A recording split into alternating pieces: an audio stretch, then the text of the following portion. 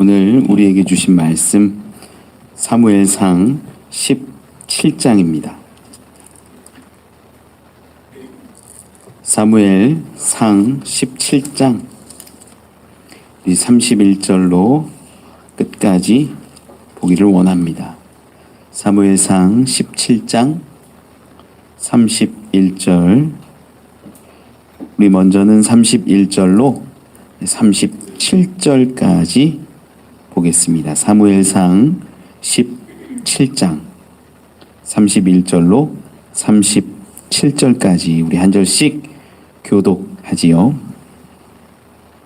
어떤 사람이 다윗이 한 말을 듣고 그것을 사울에게 전하였으므로 사울이 다윗을 부른지라.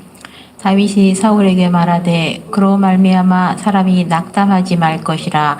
주의 종이 가서 저 블레셋 사람과 싸우리이다 하니, 사울이 다윗에게 이르되 내가 가서 저 블레셋 사람과 싸울 수 없으리니 너는 소년이요 그는 어려서부터 용사임이니라. 다윗이 사울에게 말하되 주의 종이 아버지의 양을 지킬 때에 사자나 곰이 와서 양떼에서 새끼를 물어가면 내가 따라가서 그것을 치고 그 입에서 새끼를 건져내었고 그것이 일어나 나를 해하고자 하면 내가 그 수염을 잡고 그것을 쳐 죽였나이다. 주의 종이 사자와 곰도 쳤은즉 살아계시는 하나님의 군대를 모욕한 이 할례받지 않은 블레셋 사람이리이까 그가 그 짐승의 하나와 같이 되리이다. 함께 읽지요. 또 다윗이 이르되 여호와께서 나를 사자의 발톱과 곰의 발톱에서 건져내셨은즉 나를 이 블레셋 사람의 손에서도 건져내시리이다. 사울이 다윗에게 이르되 가라, 여호와께서 너와 함께 계시기를 원하노라. 아멘. 아멘. 할렐루야. 감사합니다. 옆에 있는 분들하고 인사 한번 하시죠. 잘 오셨습니다. 잘 오셨습니다. 축복합니다. 이 사순절이 오늘로 시작이 됩니다. 사순절, 특히 첫날 이 수요일을 제2의 수요일이라고 그러는데 실제로 이제 초대교회에는 이 사순절의 시작을 어떻게 했냐면 이마에다가 제를 실제로 이렇게 십자가 성호를 긋듯이 그었어요. 그거를 계속 이렇게 보면서 지냈습니다. 그러면 내 이마에 이렇게 제로 검은색 십자가가 그어져 있는데 옆에 있는 사람들을 바라볼 때마다 그 십자가가 보이는 거예요. 그래서 공동체 생활을 할 때 십자가가 더 드러나고 주님이 기억되어지고 이러한 모습으로 이렇게 살았던 절기입니다. 여러분, 이 사순절 가능한 경건하고 조용하고 주님과 함께 이렇게 걸어갈 수 있는 시간들이 되기를 소망합니다. 우리가 말씀을 좀 이어서 계속 보다 보니까 이제 이 절기와는 조금 거리가 있을 수 있지만 이 사무엘상 이 다윗과 골리앗 이야기를 좀 보고 있습니다. 지금까지 다윗과 골리앗의 싸움의 배경이 이제 막 이루어졌지요. 오늘이 이제 그 다윗과 골리앗 싸움이 정말로 이루어지고 정리되는 부분인데 우리가 분명히 이 과거, 이 지난 시간들을 통하여서 좀 알아야 하는 것, 분명히 잡고 가야 하는 것들을 제가 설명을 드렸어요. 그게 뭐냐면 이 다윗은 성공을 바라보고 달려왔던 것, 골리앗과 싸우려고 했던 것이 아니라는 거예요. 우리는 자칫 다윗과 골리앗의 이 구조만 가지고 보다 보면 야, 믿음을 가지고 세상 가운데 나아가고 믿음을 가지고 내가 이 물매를 가지고 나아가면 하나님이 승리케 해주시는구나 라는 그 상황만 머릿속에 남아가지고 야, 내가 믿음으로 끝까지 나아가서 승리하리라, 이기리라 이런 결론에 다가갈 수 있어요. 그런데 이것이 잘못됐다라는 거예요. 물론 그것이 완전 잘못된 건 아니에요. 그렇게 하는 가운데 하나님이 주신 은혜들이 분명히 있지만 성경에서, 본문에서 이야기하고 싶은 핵심은 그거랑은 좀 다르다라는 거예요. 좀 오늘 말씀을 통해서 분명히 확인하면서 찾아볼 수 있기를, 은혜 나눌 수 있기를 소망합니다. 우리 31절 말씀 가운데 보면 이제 막 다윗이 분노하고 골리앗을 바라보면서 블레셋 사람들을 바라보면서 화났던 장면들 기억하시지요? 거기서 형이 꾸짖기도 하고 백성들 가운데에서는 야, 네가 이긴다면 뭐 세금도 면해주고 돈을 많이 주고 딸과 결혼시켜주겠다, 막 이런 얘기들을 몇 차례나 했던 것을 우리 보았습니다.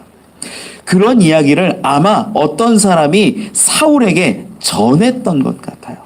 31절에 보니까 그랬더니 사울이 다윗을 부른 겁니다. 그래?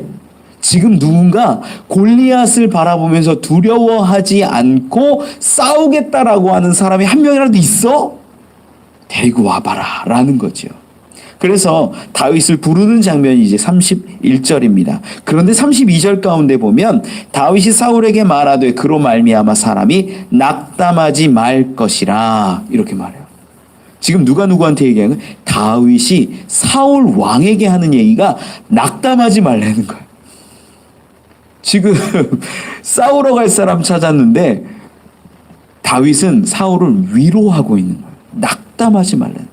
싸우러 갈 사람이 아무도 없는 것 같지만 내가 있으니까 낙담하지 말라는 거예요. 그리고 32절 가운데서도 분명히 이야기하죠. 낙담하지 말 것이라 주의 종이 가서 저 블레셋 사람과 싸우리이다 하니.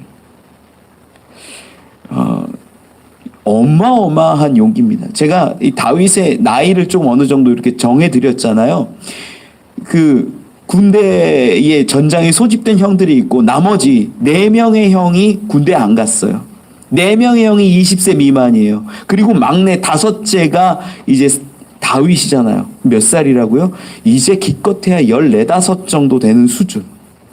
중학생 정도 되는 수준이에요. 얼마나 작아요. 힘이 없습니다. 그런 아이가 와서 사울을 위로하는 거예요. 낙담하지 말라고. 당돌하죠. 제가 이 표현 보면 이 다윗이 다르구나라는 것들이 하나하나 이 표현들 통해서도 드러나는 겁니다. 그런데 왜 이렇게 얘기할 수 있을까? 다윗이 왜 사람이 낙담하지 말 것이라고 이야기할 수 있는가? 이 오늘 본문 가운데 드러나는 장면을 좀 살펴보면 34절 35절에 이렇게 이야기해요. 우리 거기 34절 35절 같이 한번 읽어볼까요? 시작.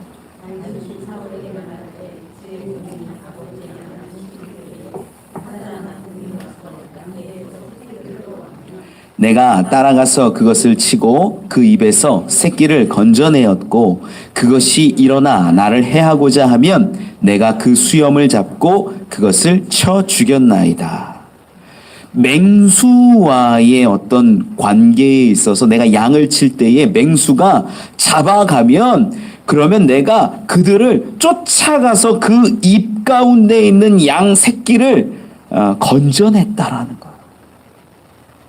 그리고 그 맹수가 사나운 맹수가 일어나서 나를 치려고 하면 표현이 그런데 그 수염을 잡고 쳐 죽였다라고 이야기하는 겁니다. 어마어마하죠. 어쩌면 이건 약간 과장된 듯한 표현이기는 해요. 그렇지만 37절의 말씀은 조금 더 분명하게 자기의 마음이 드러나요. 37절 같이 한번 읽어볼까요? 시작. 나를 사자의 발톱과 곰의 발톱에서 건져내셨은즉 나를 이 블레셋 사람의 손에서도 건져내시리이다. 사울이 다윗에게 이르되 가라. 여호와께서 너와 함께 계시기를 원하노라. 아멘. 다윗이 지금 사울 왕 앞에서 사람이 낙담하지 말 것이라고 정말 담대하게 이야기할 수 있었던 이유, 그 이유가 뭐냐면 내가 과거에 맹수 가운데에서도 하나님이 그 발톱 가운데에서도 나를 건져내시고 구원하셨다라는 경험이 있기 때문이에요. 여러분, 이건 너무나 중요한 부분이에요. 사실 이 부분이 오늘 말씀 가운데서도 굉장히 중요한 부분인데 믿음이 우리 언제 생기는지를 알 수 있는 대목이에요. 믿음이라는 것은요, 어떤 신비한 능력 가운데 하나님이 성령을 딱 부어주시고 기적을 딱 체험시켜 해주셔서 홍해를 쫙 가르고 났더니 믿음이 확 생기는 게 아니에요. 홍해를 건넜던 이스라엘 백성들은요, 계속 믿음이 무너지잖아요. 여러분, 기적과 능력이 우리의 믿음을 더 키우는 것이 절대 아닙니다. 믿음이 언제 크냐? 지금 다윗의 상황을 보니까 언제 믿음이 성장했냐면 일상 가운데, 문제 가운데, 그 문제 가운데에서 하나님을 계속 만나는 거예요. 어려움이 찾아오고 맹수가 찾아오고, 지금 맹수가 찾아오면요, 양 한 마리를 물어가면 사실 포기하면 내 목숨 건집니다. 아무 문제 되지 않아요. 그런데 지금 달려 들어가서 치고 그 새끼를 건져내왔다라고 다윗이 이야기하는 거예요. 굉장히 적극적으로 문제를 해결했는데, 상황이 어려울 때마다 그 일상에서 하나님을 의지했고 하나님을 바라봤던 다윗의 모습이 나오고 있다는 거예요. 여러분, 믿음은요, 분명히 아십시오. 우리가 살아가는 굉장히 바쁜 일상의 순간순간 가운데에서 하나님은 우리를 단련시키시고 훈련시키신다라는 거예요. 이게 믿음이에요. 이 믿음이 쌓이고 기초가 되고 베이스가 되면 그때 어떻게 되냐면, 골리앗이라는 진짜 믿음으로 나아가야 할 대상이 딱 섰을 때, 그때 그 믿음이 밑바탕이 되니까 내가 고백하고 나갈 수 있는 거예요. 여러분, 이게 너무 중요해요. 우리가 신앙생활을 할 때, 야, 하나님이 그때 되면 주시겠지, 그때 되면 주시겠지. 아니에요. 죄송하지만 믿음은요, 내가 훈련받고 경험한 분량만큼 드러납니다. 어려움을 많이 겪은 사람들이 그 어려움보다 더 큰 어려움을 이겨낼 수 있어요. 갑자기 나오는 어려움이요, 못 이겨내요. 지금 다윗은 수많은 경험을 한 거예요. 맹수 가운데서 그 양 한 마리를 건져내는 경험들을 했더니 의지하는 거예요. 야, 그때, 야, 내가 그 맹수 칠 때 정말 첫 번째 못 쳐가지고, 야, 큰일 날 뻔했네. 두 번째 어떻게 던져가지고 하나님이 맞추게 하신 것 같아. 뭐 이런 경험들도 아마 있었을 거예요. 야, 뭐 빗 맞아가지고 뭐 사자가 나한테 달려오는데 사자가 거기서 미끄러져서 넘어졌어. 야, 하나님이 이끌어 주셨어. 막 이런 우리가 알 수 없는 부분들이지만, 다윗이 일상 가운데에서 살아가는데 경험했던 하나님의 보호하심을 늘 느끼고 있었던 거예요. 그 경험이 쌓이니까 이제 앞에서 막 3m 가까이 되는 어마무시한 그 장수 골리앗이 있는데도 맹수와 하나 정도로 보이는 거예요. 곰 정도로 보이는 거예요, 그냥. 왜? 나에겐 경험이 있으니까. 하나님이 나를 만져주셨고, 하나님이 나와 함께 하셨고, 하나님이 그 맹수들의 손에서 발톱에서 건져내셨던 기억이 있으니까 그 훈련과 훈련 가운데에서 굳건한 믿음이 세워졌다라는 거예요. 여러분, 이게 너무 중요한 거예요. 저는 여러분들이요, 일상 가운데서 하나님을 만나고 하나님을 경험하고 하나님께 의지하고 하나님의 역사하심을 고백할 수 있기를 원합니다. 작은 것부터 하셔야 돼요. 작은 것부터. 그렇게 조금씩 하나님이 내 삶 가운데 인도하시는구나, 하나님이 내 삶 가운데 역사하고 계시는구나, 이것들을 깨달으면요, 조금씩 더 큰 일들을 감당할 수 있게 돼요. 아마 제 추측이에요. 다윗은요, 처음 어릴 적에 한 10살 무렵 됐을 때도 양을 칠 수 있죠. 양을 치다가 좀 큰 맹수가 왔으면 도망갔을 수도 있어요. 그런데 어느 날부터, 야, 내가 한번 의지해서 덤벼봐야겠다, 싸워봐야겠다, 그러면서 잔뼈가 굵고 맹수를 이길 수 있게 된 거예요. 믿음이 그래요. 믿음이.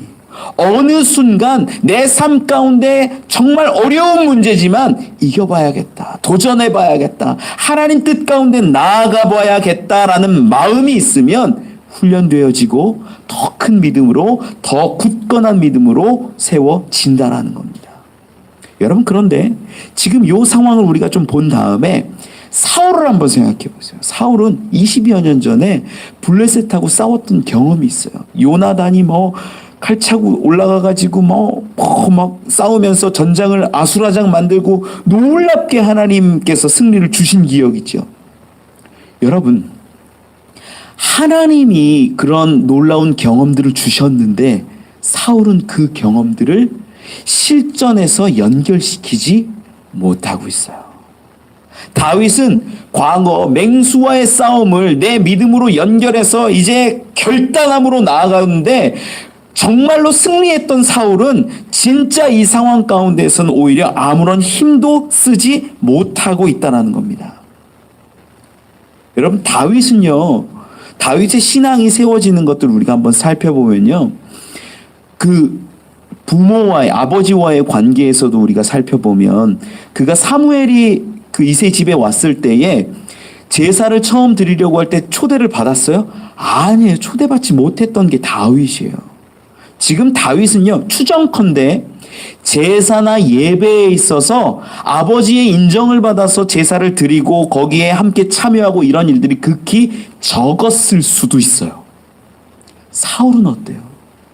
사울은요, 제사장이 내가 수하처럼 부리는 거예요. 오라고 하면 오고 하나님께 제사 드리고 시작하자 그러면 제사 드리고 시작하는 거고, 수없이 그 20년 동안 매번 대속죄를 지켰을 거고 바로 앞에 있었을 것이고 제사장과 이야기하고 우림과 둠밈으로 하나님의 뜻을 판단하는 그런 일들을 했을 거예요.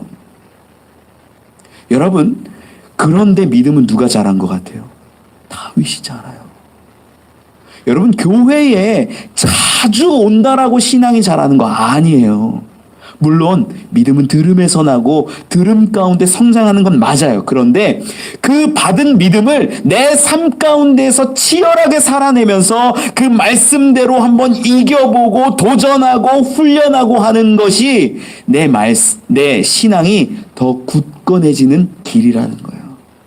사울은 그 수없이 많은 예배와 제사의 현장에 있었겠지만, 과거에 20년 전에 승리했던 경험도 있지만 지금 골리앗 앞에서 아무런 힘을 내지 못하고 있어요. 그런데 과거 맹수를 이기게 했던 하나님의 도우심을 기억하는 다윗은 앞으로 나아가는 겁니다. 저는 여러분들이 일상 가운데에서 정말로 믿음을 회복하고 나타내는 분들이 되셨으면 좋겠어요. 그러한 분들 되시기를 축원합니다.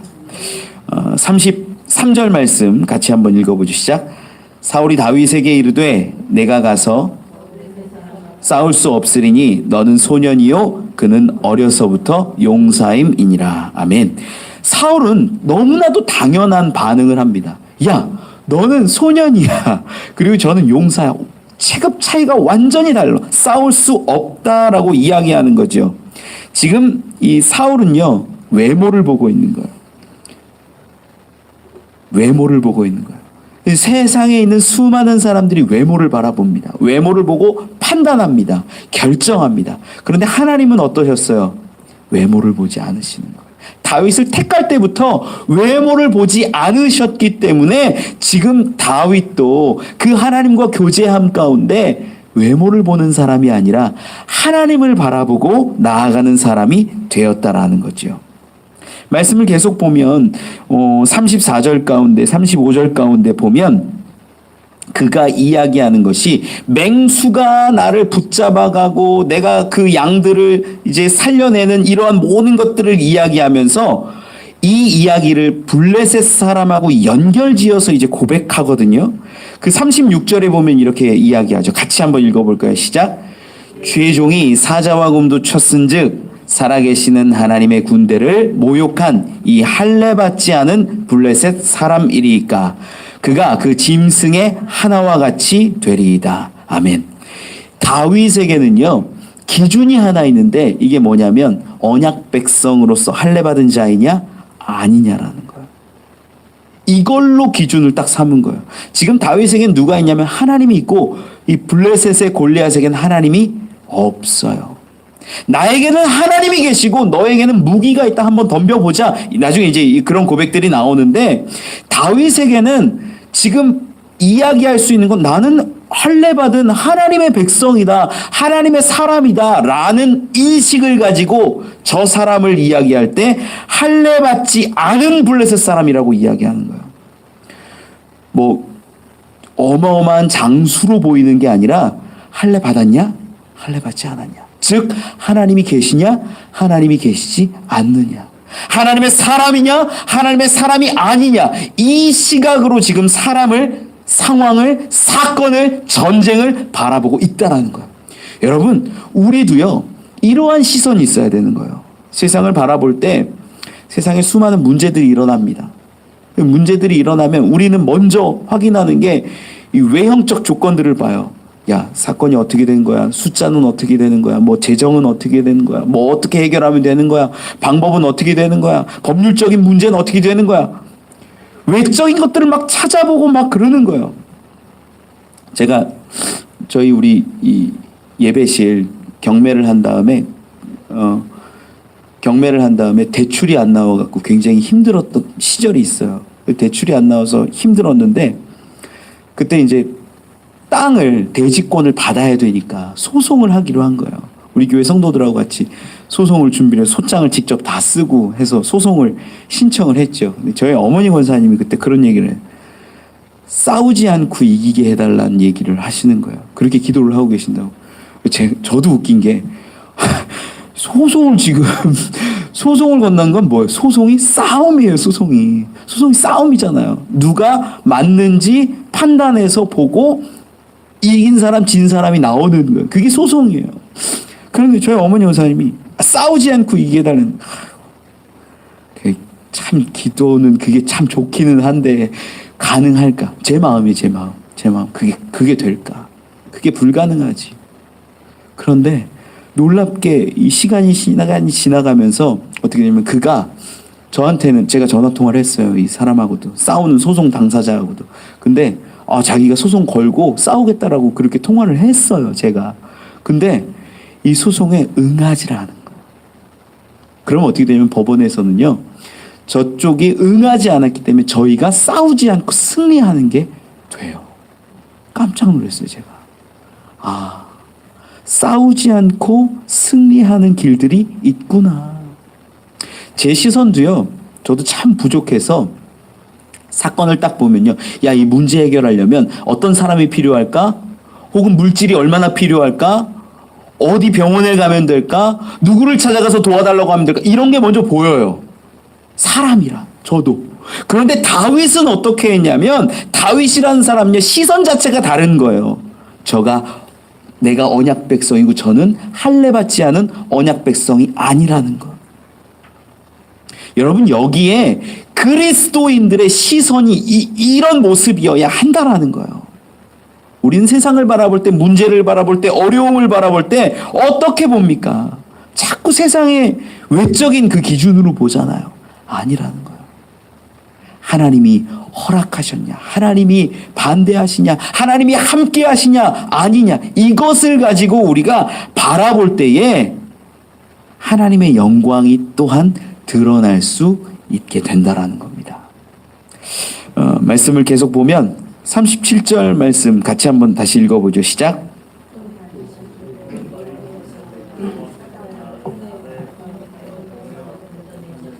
나를 이 블레셋 사람의 손에서도 건져내시리이다. 사울이 다윗에게 이르되 가라, 너와 함께 계시기를 원하노라. 아멘. 37절을 읽으면서 계속 이 다윗이 굉장히 단호하게 얘기하잖아요. 나는 맹수 가운데에서도 내가 쳐 죽였고 또 하나님이 나를 그런 발톱으로부터 건지실 것을 믿는다. 내가 나아가면 저 블레셋 사람의 손에서부터도 하나님은 분명히 나를 건지실 것이다. 굉장히 담대하고 분명하게 얘기한 것은 사실이에요. 그런데 여러분이 이 이야기만 듣고 사울 왕이 이 어린아이를 전장에 보내는 게 말이 될까요? 저는 말이 안 된다고 생각해요. 우리나라에서 싸움 제일 잘하는 최홍만 같은 분들 있잖아요.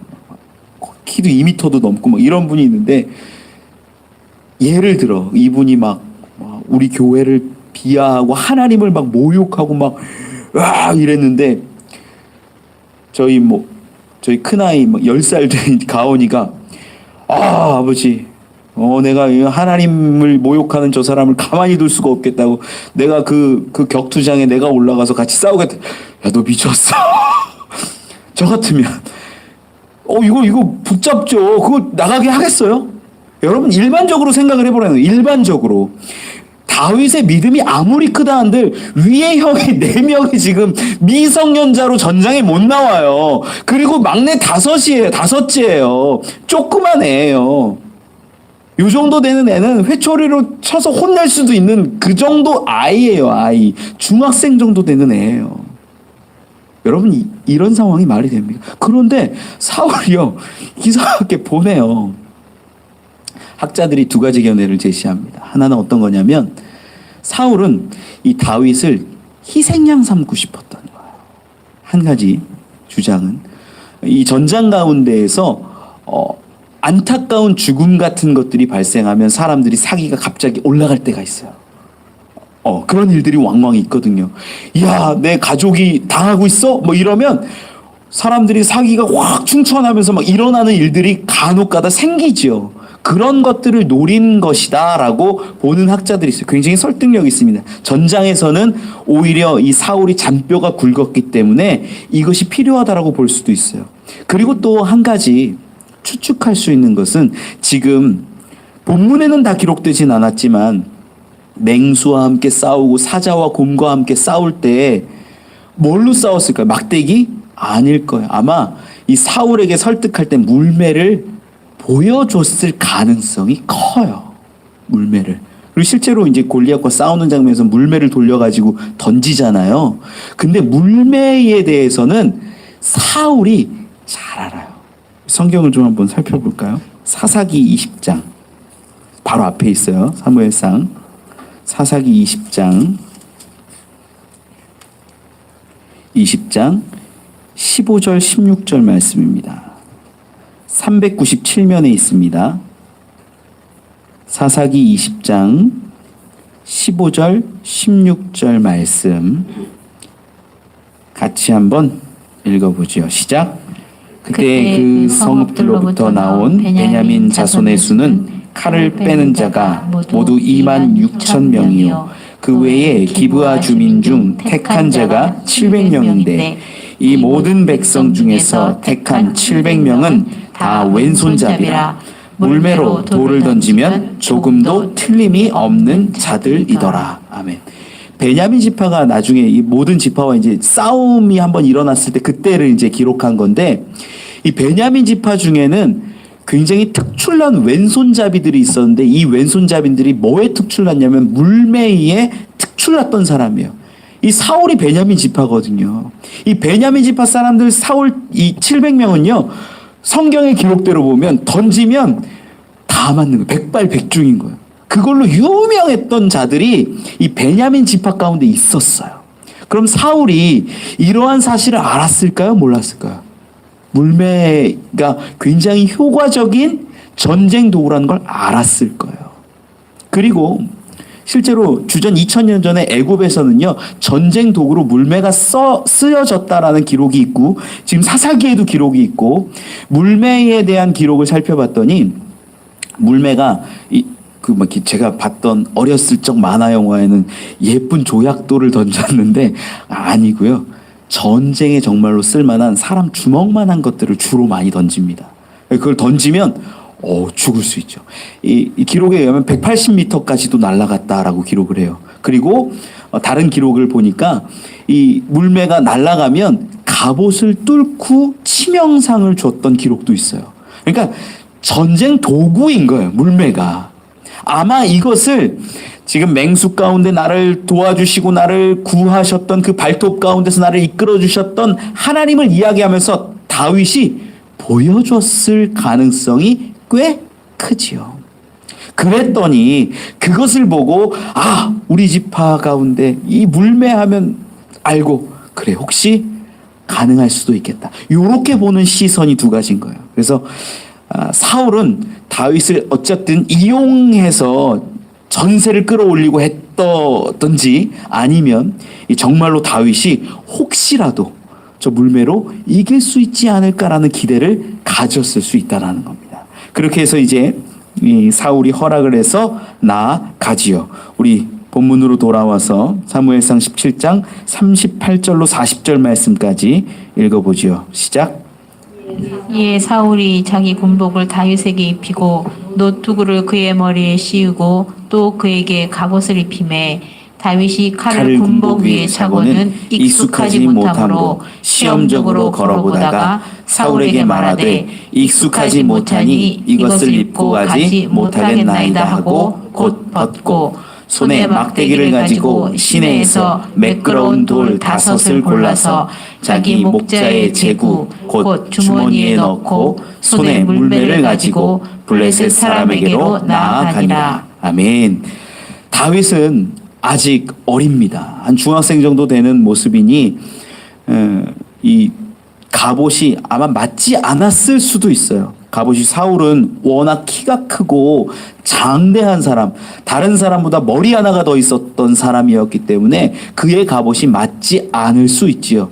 그런데 정확하게 성경이 기록하는 부분은 이 갑옷이 크기가 맞았다 안 맞았다 이런 기록이 아니라 익숙치 않았기 때문이라는 거예요. 이거는 뭐냐면 다윗이 이러한 갑옷을 입어본 적이 없는 거예요.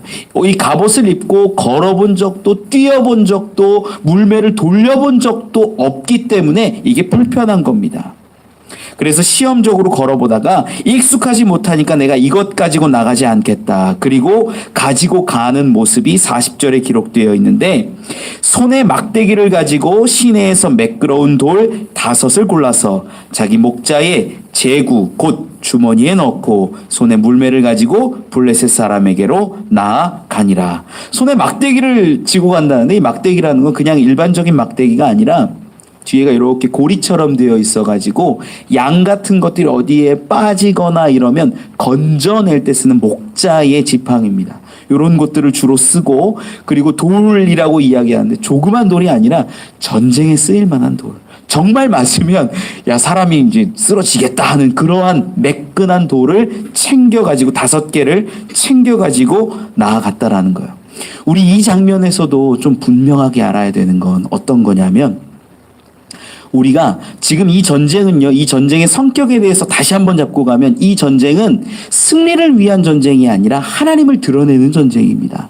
하나님이 나타나고 하나님이 영광 받으시는 전쟁이어야 되고 이 전쟁에 있어서의 무기는 어떤 거냐면 골리앗은 큰 무기와 뭐 몇 킬로 나왔잖아요. 어마어마한 무기를 가지고 방패를 들고 나오지만 이 다윗은요, 아무런 갑옷과 무기를 들고 나가지 않고 하나님을 신뢰하는 믿음을 가지고 나가는 거예요. 사실 많은 사람들이 이 물맷돌이 무기라고 생각하는데 아니에요. 그 물맷돌은 하나의 도구인 거고 진짜 다윗의 무기는 믿음이에요. 믿음. 하나님이 나를 구하셨다. 하나님이 나를 지켜주셨다, 보호하셨다, 건져주셨다라는 그 믿음 하나 가지고 내가 주로 쓰던 이 도구들 가지고 그냥 나아가는 것일 뿐이에요. 여기서 분명히 우리가 알 수 있는 것 뭐냐면 여러분 우리가 기도할 때요. 다윗과 같은 위치에서 기도할 때 하나님 나에게도 사울과 같은 왕권을 주시고 물질을 주시고 검을 주시고 칼을 주시고 갑옷을 주세요라고 기도하지 말라는 거예요. 진짜 기도할 것이 필요한 건 뭐냐면 하나님 나에게 이미 주신 것들을 가지고 하나님의 영광을 드러내며 내가 나아가기를 소망합니다 라는 모습이 맞다라는 거예요. 수많은 사람들이 우리는 이 다윗과 같은 상황에 처했을 때, 야, 내가 믿음으로 한번 담대히 나아가서 승리를 얻어보겠다. 승리를 얻어보는 것도 조금은 잘못된 것이지만, 그러면서 어떤 물매가 좋을까, 반듯한 거, 매끄러운 거, 작은 거, 큰 거 막 고민해요. 그러면서, 야, 이게 더 잘 나가겠다, 이게 더 잘 나가겠다 생각해요. 아니에요. 그런 의미가 아니에요, 여기서는 세상이 바라볼 수 있는 무기와 검과 투구와 이 모든 것들을 내려놓고 나에게 이미 주셨던 나에게 일상 가운데 만나주시고 함께 하셨던 그 은혜의 달란트들을 가지고 쓰는 거예요. 여러분 전쟁할 때 여러분들에게 굳이 하나님이 막 돈을 엄청 주신다든지 아니면 유명인사들을 막 붙여주셔가지고 하나님의 영광을 드러낼 일이 별로 없어요. 저도 마찬가지예요. 하나님이 저에게 막 물질을 쏟아 부어 주셔서 그렇게 안 할 것 같아요. 저는 그거랑 별로 상관이 없거든요. 나에게 이미 주셨던 거 있다면 하나님 저에게 주신 게 뭡니까? 말씀을 가르치고 양육하고 고민하고 사람들과 치열하게 다투고 이러면서 하나님의 뜻을 한 사람 한 사람 만들어가는 것을 아마 저에게 주신 달란트라고 저는 생각해요. 여러분들에게도 달란트를 주신 것들이 있는데 그 달란트가 다윗처럼 일상 가운데 하나님을 경험했고 하나님을 알게 되었던 그 것들을, 그 재능들을 하나님 쓰실 거라는 거예요. 결코 다윗의 자리에서 익숙하지 못한 사울의 검을 주세요, 갑옷을 주세요, 그렇게 하지 마세요. 이미 나에게 주신 것. 아마 그것을 우리가 발견하지 못해서 그렇지 주신 것들이 너무나 많은데 이것 가지고 쓰면 충분히 승리할 수 있고 하나님의 영광을 드러낼 수 있는데 자꾸 다른 걸 바라봐요. 교회 안에 있는 사람들이 기도의 내용들을 보면 꼭 그래요.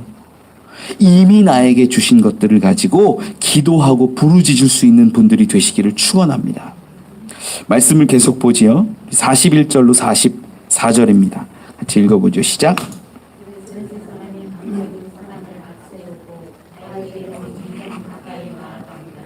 그 블레셋 사람이 둘러보다가 다윗을 보고 업신여기니 이는 그가 젊고 붉고 용모가 아름다움이라. 블레셋 사람이 다윗에게 이르되 내가 나를 개로 여기고 막대기를 가지고 내게 나왔느냐 하고 그의 신들의 이름으로 다윗을 저주하고 그 블레셋 사람이 또 다윗에게 이르되 내게로 오라. 내가 내 살을 공중의 새들과 들짐승에게 주리라 하는지라. 아멘. 저 멀리서 이제 다윗이 걸어오기 시작하는 거예요. 걸어오기 시작하는데 막대기 하나 들고 이 매끄러운 돌 5개 들고 그것을 어디에서 넣었다고 기록해요? 제구에 넣었다고 이제 이 40절에는 기록하잖아요. 제구가 이제 목자들이 쓰는 바구니 같은 주머니 같은 겁니다. 거기에 넣어가지고 가는데 오늘 방금 읽은 말씀 가운데 보니까 골리앗이 이 다윗을 바라보는데 물매를 발견한 것 같아요? 못 발견한 것 같아요? 발견하지 못한 거죠. 물매에 대한 기록은 없어요. 딱 얘기하고 있는 게 야, 네가 나를 지금 개로 여기고 막대기를 가지고 왔냐. 막대기 하나 얘기해요. 아마 다윗은 물매를 숨겼을 것으로 보이는 거예요. 물매를 저도 어렸을 적에 만화영화가 저도 준비하는데 만화영화 자꾸 떠올라가지고 만화영화를 보면 막 돌리면서 다윗이 얘기하는 거예요. 돌리면서 나는 만군의 여호와 이름으로 나가노라 막 이러면서 달려가면서 했을 거라고 이렇게 만화 영화에는 그렇게 보았거든요, 제가. 그런데 그러지 않았을 거예요. 실제적으로는 오늘 지금 44절까지 읽은 장면까지 보면은 저 멀리서 서로 대치하고 있다가 서로를 발견하고 보는데 저 멀리서 누가 오는데 이제 확실히 보인 거예요. 보니까 애예요, 애. 골리앗이 보니까. 한 서너 살 되는 애가 온 거예요. 말도 안 되죠. 그리고 보니까 칼 하나를 들고 온 것도 아니고 막대기 하나 보이는 거예요, 딱. 대략 제가 어느 정도 거리가 됐을까 한번 추측을 해봤는데 한 60-70m쯤 되지 않았을까. 이렇게 왜냐하면 또 용모도 정확하게 기록을 하는데 용모도 42절 가운데 보면 그가 젊고 붉고 용모가 아름다움이라. 이게 칭찬하는 거 아니라고 제가 지난 시간에 말씀드렸죠. 이게 칭찬이 아니에요. 비웃는 거예요. 홍조 띈 어린 아이 같다라고 매우 얕잡아 보는 장면인 거예요. 골리앗이. 너무나 어린아이를 확인할 수 있는 거리가 한 60-70m 정도 되지 않을까라고 제가 추측을 한 거예요. 그 정도쯤 돼서 이제 한마디씩 하는 거죠. 야, 네가 지금 나를 개로 여기고 막대기 들고 지금 여기로 왔어? 야, 이 조그만 거 봐라. 그리고 나서 이제 내가 너를 공중의 새들과 들짐승에게 주겠다라고 말하면서 다윗에게 나아가는 거죠. 자, 이제 45절로 47절까지 같이 한번 읽어보죠. 시작. 다윗이 블레셋 사람에게 이르되 너는 칼과 창과 단창으로 내게 나아오거니와 나는 만군의 여호와의 이름 곧 내가 모욕하는 이스라엘 군대의 하나님의 이름으로 내게 나아가노라. 오늘 여호와께서 너를 내 손에 넘기시리니 내가 너를 쳐서 내 목을 베고 블레셋 군대의 시체를 오늘 공중의 새와 땅의 들짐승에게 주어 온 땅으로 이스라엘의 하나님이 계신 줄 알게 하겠고 또 또 여호와의 구원하심이 칼과 창에 있지 아니함을 이 무리에게 알게 하리라. 전쟁은 여호와께 속한 것인즉 그가 너희를 우리 손에 넘기시리라. 아멘. 이 골리앗이 분노하면서 야 네가 나를 개로 여겨 막 화를 내면서 너를 찢어서 그냥 짐승의 새 뭐 공중의 새 짐승들에게 다 줘버리겠다 뭐 이런 얘기를 하니까 그에 맞대응해서 하는 표현이 방금 읽은 45절에서 47절이에요. 그런데 여러분 여기서 중요한 것이 드러나요. 이 다윗이 이 전장에 선 이유예요. 전장에 선 이유가 뭐냐? 승리가 아니라고 말씀드렸어요. 승리가 아니에요. 46절에 뭐라고 기록하냐면 끝에 보면 주여 새와 땅의 들짐승에게 주어 온 땅으로 이스라엘에 하나님이 계신 줄 알게 하겠고 온 땅 가운데 이 알게 되는 사실이 있는데 이스라엘 가운데 하나님이 함께 하시고 하나님이 역사하시고 이 전쟁 가운데 섭리하신다라는 것을 드러내고 싶은 거예요. 여러분 다윗은요 승리가 목적이 아니었던 거예요. 우리가 분명히 알아야 돼요. 내가 너를 죽여서 승리하리라 이게 아니에요. 뭐 물질을 얻으리라 세금을 면제받으리라 이런 게 아닌 거예요. 하나님의 영광을 드러내고 하나님의 이름을 드러내는 게 다윗의 목적이었어요. 그런데 우리는 이러한 비슷한 상황에서 어떻게 기도하냐면 하나님 저를 쓰셔서 다윗처럼 승리하게 하셔서 하나님의 이름이 드러나고 나도 부자가 되게 해주세요. 이렇게 한다는 거예요. 이상하게 많은 분들이 아니라는 거예요. 아니라 정말 비슷한데 조금 달라요. 아니 너무 많이 달라요. 다윗의 중심이 어디 있냐? 하나님을 드러내고 하나님을 알리는 것에 목적하고 있다라는 거예요. 여러분 이 부분만 분명히 알아도 우리가 어떻게 해야 되는지가 답이 나오지요. 많은 사람들은 사울처럼 승리를 원합니다. 그래서 하나님 도와주세요. 하나님 낫게 해주세요. 물질 주세요. 문제 해결해 주세요. 막 그렇게 말해요. 그런데 다윗은 그게 아니라 목적이 하나님을 드러내고 하나님을 영광을 드러내는 것 그것 하나 가지고 나왔다라는 거예요. 그리고 47절에 분명히 기록합니다. 또 여호와의 구원하심이 칼과 창에 있지 아니함을 이 무리에게 알게 하리라. 전쟁은 여호와께 속한 것인즉 그가 너희를 우리 손에 넘기시리라. 정말로 칼도 창도 갖고 나오지 않았어요. 그리고 이런 말을 선포한다라는 거죠. 저는 여러분들이 목적을 분명히 세웠으면 좋겠어요. 우리가 문제를 바라볼 때 문제 앞에 섰을 때에 우리의 목적을 바라봐야 되는데 문제 해결이 목적이 아니라 하나님의 영광을 드러내는 것을 목적할 때 하나님이 역사하신다라는 거예요. 우리가 승리를 바라보면 승리의 목을 매는데 승리가 아니라 하나님의 영광을 드러내려고 애써 보십시오. 그럼 하나님이 역사하시기 시작하는 거예요. 말씀을 계속 보죠. 우리 48, 49절 두 절 말씀 시작. 블레셋 사람이 일어나 다윗에게로 마주 가까이 올 때에 다윗이 블레셋 사람을 향하여 빨리 달리며 손을 주머니에 넣어 돌을 가지고 물매로 던져 블레셋 사람의 이마를 치매 돌이 그의 이마에 박히니 땅에 엎드러 지니라. 아멘. 사람의 얼굴을 확인할 수 있을 만큼 젊은 아이 어린 아이라는 걸 확인할 수 있을 만큼 한 60-70m쯤 되어서 한마디 주거니 받거니 외치고 난 뒤에 이 먼저 움직인 건 48절에 보니까 블레셋 사람이 일어나 다윗에게로 마주 가까이 올 때라고 기록합니다. 골리앗은 느리죠. 거대하고 그래서 앞에 방패 든 자도 있었는데 너무 어린아이가 무기는커녕 막대기 하나 들고 오니까 이 방패를 든 사람하고 움직였다라는 기록이 아니라 혼자 스스로 일어나서 앞으로 나왔던 것으로 보입니다.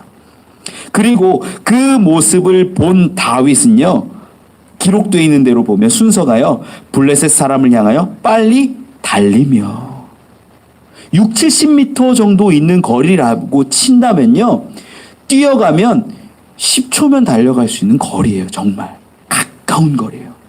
60-70m라고 하면 그 정도 거리에서 다윗이 달려가기 시작합니다. 그리고 나서 꺼낸 게 뭐예요? 49절에 손을 주머니에 넣어 돌을 가지고 물매로 던져. 제가 옛날에 봤던 만화에서는 이 돌리면서 할 얘기 다 한 다음에 막 뛰어가고 던졌다라고 봤는데 만화는 제 기억은 그런데 실제적으로는 이야기할 거 다 하고 하나님의 영광을 드러내겠다라는 목적까지도 분명히 한 다음에 골리앗이 나오는 걸 보고 뛰어가기 시작합니다. 그럼 거리가 굉장히 좁혀지죠. 그리고 그때 순간을 낚아채서 맹수에게 던졌던 것처럼 돌을 꺼내서 물매로 던져서 여러 번 돌리지도 않았을 거예요. 두어 번 돌려서 던질 만큼의 시간밖에 없어요.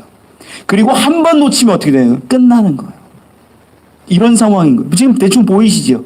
그렇게 해서 던져서 이 돌이 그의 이마에 박히니 땅에 엎드려졌다 기록합니다. 이것이 죽었는지 살았는지는 사실 알 수 없습니다. 그런데 그가 땅에 엎드려지고 기절했을 수도 있고 죽었을 수도 있죠. 이런 상황 계속 말씀을 보죠. 50절로 54절까지 읽어보죠. 시작. 다윗이 이같이 물매와 돌로 블레셋 사람을 이기고 그를 쳐 죽였으나 자기 손에는 칼이 없었더라. 다윗이 달려가서 블레셋 사람을 밟고 그의 칼을 그 칼집에서 빼내어 그 칼로 그를 죽이고 그의 머리를 베니 블레셋 사람들이 자기 용사의 죽음을 보고 도망하는지라. 이스라엘과 유다 사람들이 일어나서 소리 지르며 블레셋 사람들을 쫓아 가이와 에그론 성문까지 이르렀고 블레셋 사람들의 부상자들은 사라임 가는 길에서부터 가드와 에그론까지 엎드러졌더라.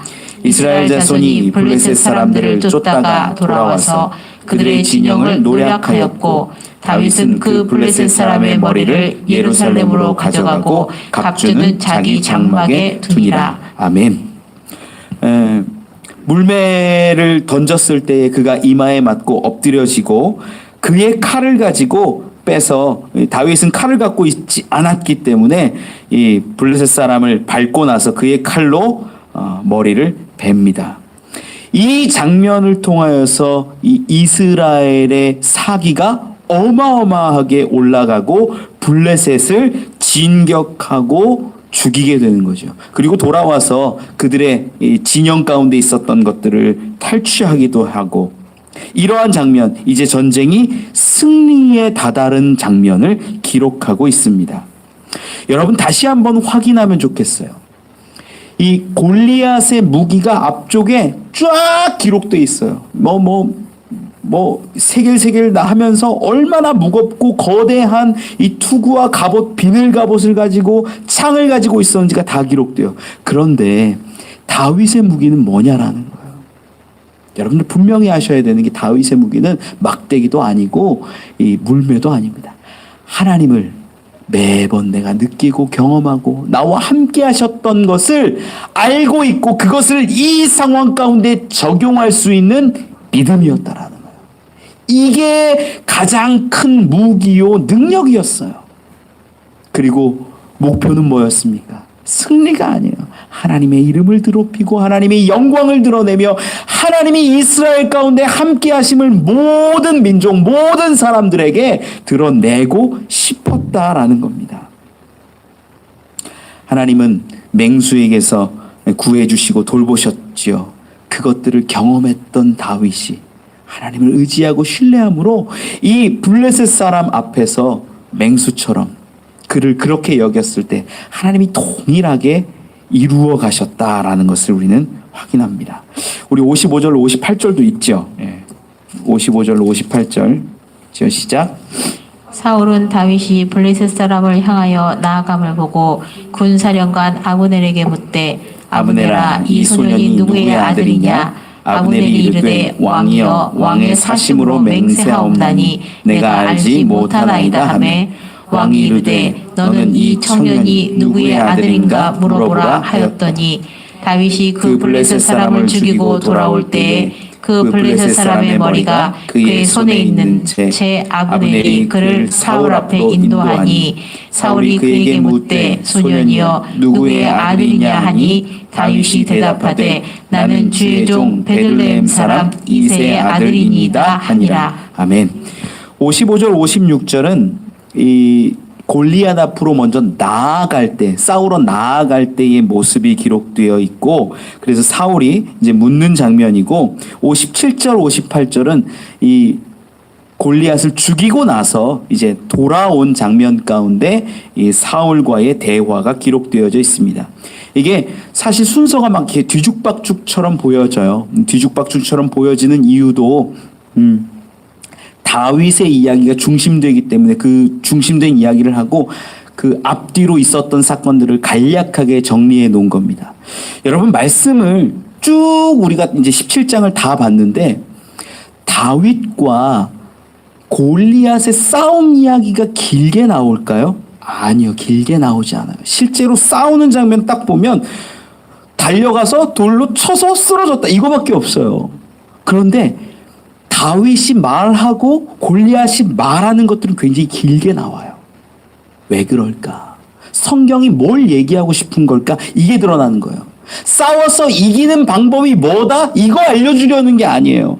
다윗이 어떤 마음으로 이 자리에 나왔고 내 목적이 무엇이고 하나님을 드러내기 위함입니다 라는 것을 이 본문 가운데 이야기하고 싶은 거예요. 그게 목적이기 때문에 다윗의 말을 세세하게 다 기록하는 것이고 싸움은 짧게 끝나버리는 거예요.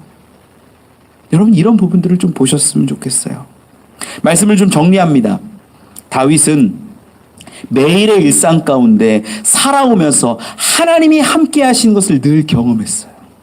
맹수에게서 건져주시고 어려운 상황에서 이끌어주시고, 그는 예배도 제대로 몇 번 못 드려봤던 소년이었는지도 몰라요. 그런데 일상에서 만나주시고 역사하신 하나님을 아니까 어려운 가운데 훈련되어져서 진짜 전장 앞에서는 담대함으로 믿음으로 선포할 수 있는 자가 되었다라는 거예요. 전 여러분들이 이러한 모습이 되기를 소망합니다. 지금이 이제 사순절이 시작하는데, 특별히 재수요일로 이제 사순절이 시작하는데, 이 사순절에요, 매일매일 하나님 앞에 나올 수 있고 묵상할 수 있고 여러분들 훈련 받을 수 있기를 원합니다. 어렵고 힘들어요. 맞아요. 다 힘들어요. 그런데 그 힘든 가운데 훈련 받는 거예요. 그 힘든 가운데 다윗도 매일 양치면서 그 가운데 하나님을 의지하고 하나님 만났던 거예요. 그가 다 준비되어져서 세팅되어져서 제사하는 가운데 하나님의 음성을 들었던 것이 아니라 힘든 그 양치는 생활 가운데 매일매일 그 인생 가운데 건져주시고 구원하신 하나님을 만났더니 그 믿음이 단련이 되고 훈련이 되어서 놀라운 전장에서 하나님의 영광을 드러낼 수 있는 자가 되었다라는 겁니다. 여러분, 그렇게 기도하고 매일매일 훈련함으로 살아갈 수 있기를 소망합니다. 그것이 우리의 믿음의 증가를 드러내는 때로 만들어가는 훈련될 것을 믿습니다. 두 번째, 좀 정리하면 우리에게 주신 달란트들, 이미 주신 달란트들이 분명히 있어요. 익숙한 것들, 나에게 주신 그 달란트들을 다듬고 훈련하십시오. 다른 사람 사울의 갑옷을 보고 검을 보고 또 골리앗의 창을 보고 두려워하고 나에게 그것을 달라고 하는 사람이 아니라 나에게 이미 주신 것들을 준비하고 훈련하고 다듬어서 하나님이 필요할 그때에 쓰임받을 수 있는 자들이 되기를 원합니다. 그런 저와 여러분 되기를 축원합니다. 우리 찬양하고 함께 기도하죠. 보혈을 지나